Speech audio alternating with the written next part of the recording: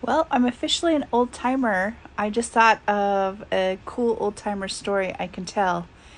And that is when I was a little girl, my grandpa and my dad, we used to take our cows up this mountain to range on a BLM lease at the top of this mountain. It's called the Catch 'em Up Cattle Trail. It was an old Indian trail.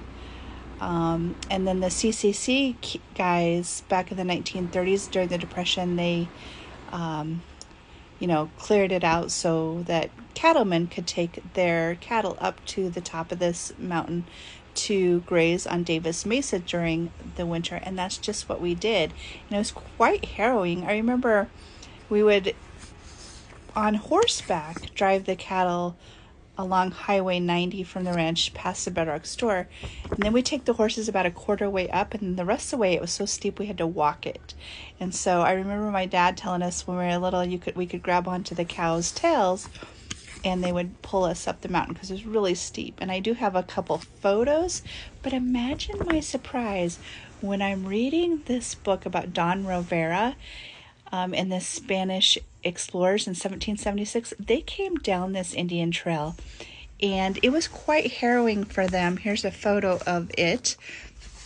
And what Don Rivera said about this trail was, let's see, he says, "We descended to a very rugged canyon in the same direction that has many rocks and trees at a single trail so narrow that scarcely one horse fits. It opens to a very difficult downslope that there are about 3 musket shots long, about 150 yards each at the time in history, about 1,000 feet.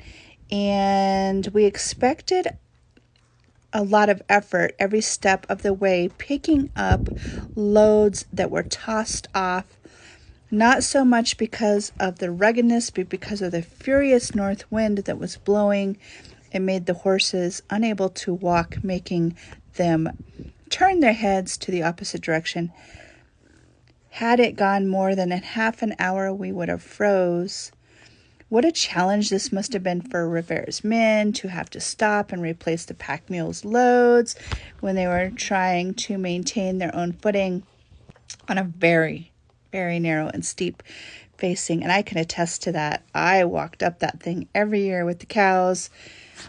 So anyway, I'm officially an old timer, and that's so cool. If you're ever wanted to metal detect for Spanish items, that might be a good place to do it.